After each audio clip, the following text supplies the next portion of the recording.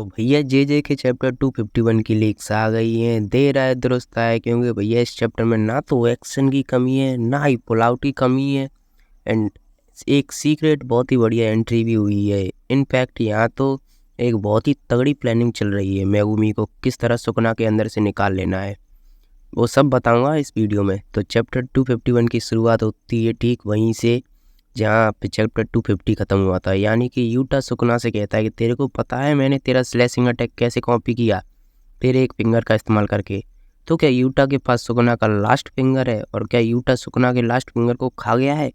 आगे यूटा और यूजी दोनों एक साथ सुकना पे एकदम क्लोज कॉम्बैट में जाके लड़ने लग जाते हैं, क्योंकि यूजी को यह सारा खेल जल्दी से जल्दी ख़त्म करना था। यूजी यहाँ अपने मुंह से खून फेंक के सुकना के फेस पे अटैक करता है। भैया ये कैसा ब्लड मैनिपुलेशन है? विमल टेक्निक है क्या? क्या इसके बाद रीका एकदम से सुकना को पटक देती है, और भैया यूजी भी इसी का फ़ायदा उठा के एक लात दे देता है सुकना को। सुकना लात खाते हुए सोचता है कि मेरी जो कस्ट एनर्जी की आउटपुट है वो काफ़ी लो सी हो गई है। इनफैक्ट मेरा जो शरीर के ऊपर कंट्रोल था वो भी कम लो हो रहा है, कंट्रोल मेरा छूट रहा है। तो काउंटर अटैक करने के लिए सुकना फाइनली अपना होलोवेकर बास्केट डीएक्टिवेट करता है, ताकि वो इस्तेमाल कर सके वर्ल्ड कटिंग स्लैश का, जिससे अपने गोजो सेन से मारे गए थे।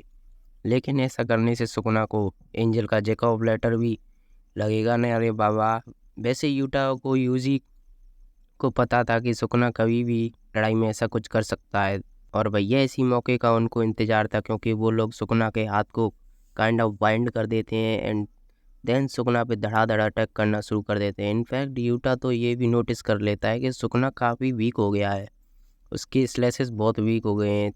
ऐसे में हम क्लोज कॉम्बैट में जाके सुकना को पेल सकते हैं। वो करता भी ऐसा ही है, मतलब सुकना का स्लेस अब उतना पावरफुल नहीं रहा कि यूटा और यूजी को एकदम काट के मार सके। अब तुम समझ लो कि ये लोग इतना सुकना को पेलने लग गए हैं कि यूटा लिटरली सुकना का एक हाथ काट देता है, और यूजी को सुकना के मुंह पे जो अपना खून फेंक के दिया था ना, उसको एक्सप्लोर करवा देता है। इसलिए कहता हूँ मित्रों, बोलो जुआ केसरी। अब यहाँ से कहानी थोड़ी फ्लैशबैक में जाती है, जहाँ पे अपना यूजी कह रहा था कि भले ही दो सोल्स को कंबाइन किया जा सकता है, लेकिन दो सोल्स कभी भी एक नहीं हो सकते। ऐसा वो यूकी के नोट्स में देखा था।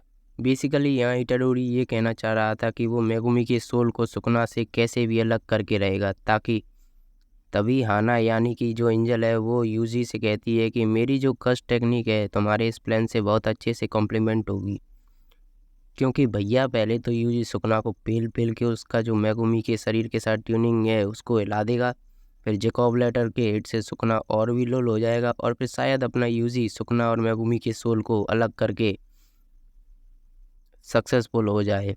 वैसे यहाँ एंजल पूरा लेक्चर दी थी प्लान की टेक्निकल डिटेल्स को लेके, क्या कैसे काम करता है, लेकिन उस सब पर हम किसी और थ्योरी में वाली वीडियो में बात करेंगे।